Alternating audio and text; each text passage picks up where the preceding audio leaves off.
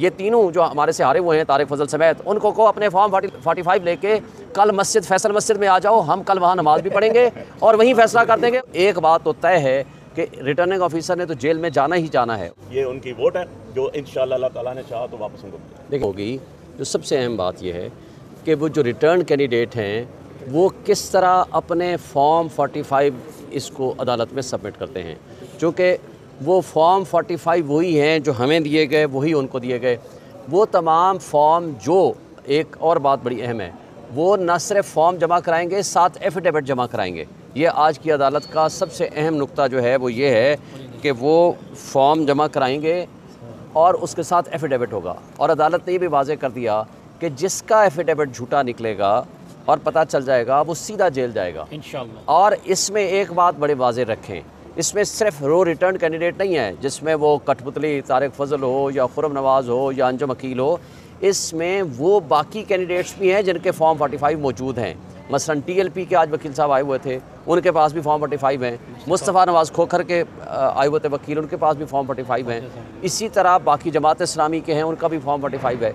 तो लिहाजा जब ये फॉर्म 45 ये जाली जमा कराएंगे और वो ओरिजिनल सिर्फ हमारे पास नहीं बाकियों के जब आएंगे, तो एक बात तो तय है कि रिटर्निंग ऑफिसर ने तो जेल में जाना ही जाना है। उसके पास कोई दूसरा ऑप्शन नहीं है। जो उन्होंने फोर्जरी कर रखी है वो सारी एविडेंस है, वो हमें पता है। आज उससे ज़्यादा अहम बात यह है कि EMS सिस्टम जो बनाया गया था वो कोई 28 करोड़ रुपए के करीब इन्होंने जो जानबूझ के उस दिन नेट बंद किया, उसका मकसद यही था कि हम ये कह सकें कि जनाब EMS सिस्टम काम नहीं कर रहा था। हालांकि उसके अंदर लॉ में ये मौजूद है कि जो ही प्रिजाइडिंग ऑफिसर वो रिज़ल्ट बनाएगा उसकी वो तस्वीर लेगा, स्नैपशॉट लेगा और वो तस्वीर इलेक्ट्रॉनिकली भेज देगा। जो ही बल्कि इनकी अपनी वेबसाइट पे भी मौजूद है, इनकी इलेक्शन कमीशन की वो वीडियो भी मौजूद है कि बग़ैर नेट के भी ये काम करेगा ये सिस्टम। तो ये पाबंदी थी अदालत की और अदालत ने कह दिया है कि EMS का रिकॉर्ड भी लेकर आएँ। अब इसके अंदर उन्होंने अगर उनको इरेज करके ख़त्म करके दोबारा नए दाखिल किए हैं तो भी वो रिकॉर्ड सामने आ जाएगा। वो जब उसका फोरेंसिक होगा कि किस तारीख को उन्होंने उसको डिलीट किया और किस तारीख को दोबारा जमा कराया, तो ये सारी चीज़ें जब रिकॉर्ड का हिस्सा बन जाएंगी तो इनके पास कोई ऑप्शन नहीं। और जैसे आपने कहा पटन इंटरनेशनल ने जो कुछ परसों या कल रिज़ल्ट दिया जो कि डॉन में छपा है, मैं कहता हूँ कि उसके बाद इन कठपुतलियों को शर्म आनी चाहिए। अगर गैरत हो और ये पक्के के डाकू अपने आप को ना कहलवाएं तो इनको आज कम से कम रिज़ाइन कर देना चाहिए और इनको शर्म से डूब मरना चाहिए कि आप कलमा के नीचे खड़े होकर अल्लाह के पाक नाम के नीचे झूठे हल्फ ले रहे हो। और आपको पता है कि तारिक फजल ने TV में बैठ के कहा, उसको कहा गया कि आप हल्फ ले लो, उठाएं कसम, आप जीते हो। वो कहता है मैं अदालत में कसम दूंगा। अदालत में कसम तो दूर की बात है, आज आया भी नहीं है। और आपने सवाल किया था कि किधर हैं उनके फॉर्म 45, यहाँ आया था एक दिन लहराने के लिए, मेरे पास फॉर्म 45 में। अब ये अगली तारीख से पहले आज फिर मैं आपको चैलेंज कर रहा हूँ, ये तीनों जो हमारे से हारे हुए हैं तारिक फजल समेत, उनको को अपने फॉर्म 45 लेके कल मस्जिद फैसल मस्जिद में आ जाओ, हम कल वहाँ नमाज भी पढ़ेंगे और वहीं फैसला कर देंगे। और हमारे जो जज हैं वो आज़म सवाती साहब को हम मुकर्रर करते हैं, वो मुनसिफ हैं, वो बेहतरीन जज हैं, वो फिर फैसला करेंगे असल में सच्चा कौन है, मस्जिद में बैठ के करेंगे। और यही इसका हल है। मैं आपके तवज्जुह से कह रहा हूँ, अगर ये भी नहीं मानता तो उसको कहो कि आप प्रेस क्लब में आ जाओ, वहाँ अपने फॉर्म ले आओ, हम भी अपने फॉर्म रखेंगे। वो तुम्हारी कटिंग, तुम्हारा फ्रॉड और जिस तरह जराइम की आमाजगाह इलेक्शन कमीशन बना है, जिस तरह रिटर्निंग ऑफिसर्स बने हुए हैं, वो सब आपके सामने हैं। और इस रिपोर्ट, ऑडिट रिपोर्ट आने के बाद मुझे बताएं पटन ने या फॉफन ने या पेलडॉट ने जो रिपोर्ट्स दी हैं, मुझे बताएं कि उसमें हमारा क्या अमल दखल है। और ये इस्लामाबाद के हल्के इसलिए भी अहम थे, आपको पता है सारा दिन आप सोशल मीडिया वाले दोस्त और इलेक्ट्रॉनिक मीडिया वाले और प्रिंट मीडिया वाले सारे लोग सबकी मौजूदगी में, इवन इंटरनेशनल मीडिया मौजूद था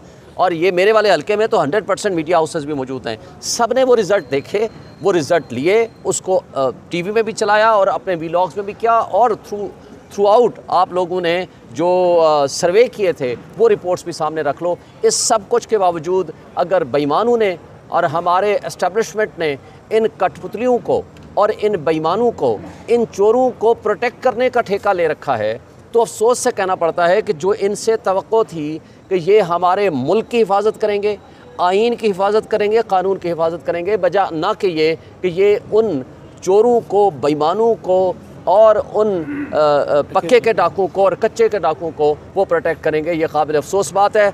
आज इस्टेब्लिशमेंट जिस तरह अपने आप को एक्सपोज कर चुकी है और जिस तरह आज की ब्यूरोक्रेसी ये साबित कर चुकी है कि वो सिर्फ़ और सिर्फ एक पेड और पालतू किस्म के एजेंट्स हैं उन करप्ट माफिया के जो इस वक्त मुसल्लत हो चुके हैं। और इलेक्शन कमीशन ऑफ पाकिस्तान इस वक्त साबित कर चुका है कि वो सिर्फ़ और सिर्फ जराइम की आमाजगाह बन चुका है, उनका और कोई काम नहीं है।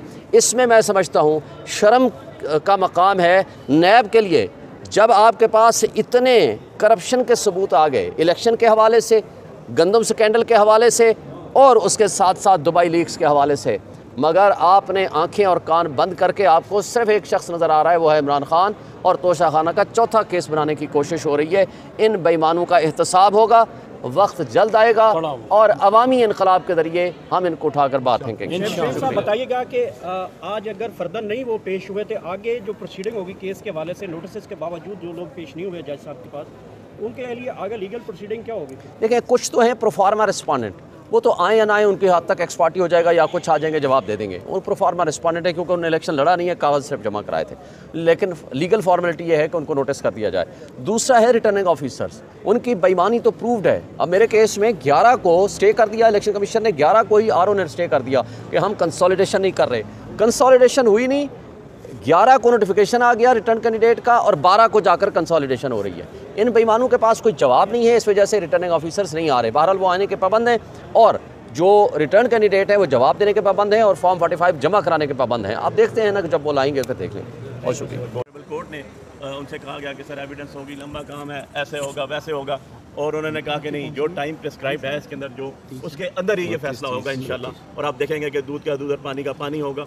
और इनको से सिर्फ मैंडेट जो हमारा चोरी किया गया, जो आप लोगों की इमानतों में खयानत की गई, वो वापस खाली नहीं आएगी, बल्कि इनको सजाएं भी होंगी। और उसमें जो लोग मुलव्वस हैं उनके खिलाफ भी जो भी इदारे के लोग जिन्होंने अपने मुल्क के साथ, अपने ओथ के साथ वफादारी नहीं की और इलेक्शन को जो है मैनेज किया, election special election commission, they are responsible for it and they will face the consequences as well as per law.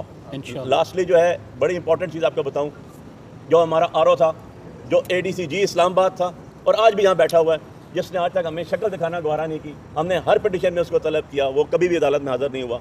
और आज तो नवाब इब्न नवाब बनकर यहाँ पर आना भी मुनासिब नहीं समझा। उसके लिए बाकायदा जो है जज साहब ने बड़ा सीरियस ऑब्जर्वेशन भी दी है कि ADCG जो हमारा आरओ है वो यहाँ पर हाज़िर नहीं हुआ, उसकी तरफ से भी बंदा भी हाज़िर नहीं हुआ। तो आई होप कि नेक्स्ट टाइम जो है वो भी आए, ज़रा हम भी तो दीदार करें उसका कि ADCG साहब, आप इख्तियारात इस्तेमाल करते हैं, पब्लिक एक्सचेकर के पैसा इस्तेमाल करते हैं, आप आवाम के खादम हैं, आप आवाम के गले कैसे काट सकते हैं? सर, इंडिया अदालत ने कि बैरून मुल्क से भी इसका फॉरेंसिक करवाया जा सकता है और हलफनामे भी देना होंगे, इस हवाले से बताइए। जी बिल्कुल जी, हम तो पहले दिन से कह रहे हैं जी।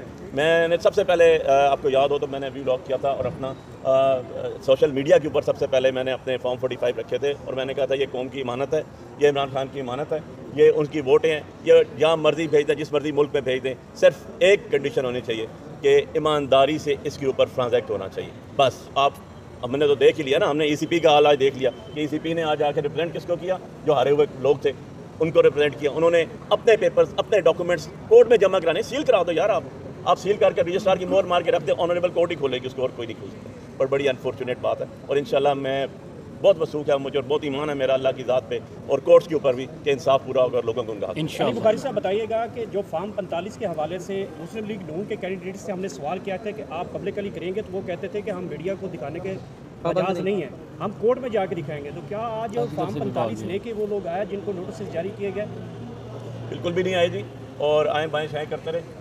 और हमारी पंजाबी में कहते हैं जब अल्लाह पहले कुछ ना हो तो फिर इसी तरह होता है, ठीक है ना जी। उनके पास है क्या? अब फॉर्म 45 आज 2 तारीख का था, 4 तारीख को नोटिस हुए थे मेरी पिटीशन के अंदर, आज 16-17 दिन गुजर चुके हैं और उनका ना रिप्लाई आया ना फॉर्म आया। जबकि आपको पता है कि जो रिटर्न कैंडिडेट, अगर हम बैठे हुए हैं, मेरे साथ 2 मेरे और विनिंग कैंडिडेट हैं 46 और 47 के खड़े हैं, इनके पास आप पूछें, इनके पास फॉर्म्स पड़े होंगे, आपके 10 मिनट में फॉर्म कोर्ट में सबमिट हो जाएंगे, क्योंकि हम जीत के आए हुए हैं, हम आवाम की वोटों से मुंतखब होकर आए हुए हैं, हम आवाम के नुमाइंदा हैं, हम इमरान खान के टिकट पर जीत के आए हुए हैं। तो ये उसकी इमानत है, ये उनकी वोट है जो इंशाअल्लाह अल्लाह ताला ने चाहा तो वापस उनको। देखें, अगली तारीख इस लिहाज से बहुत अहम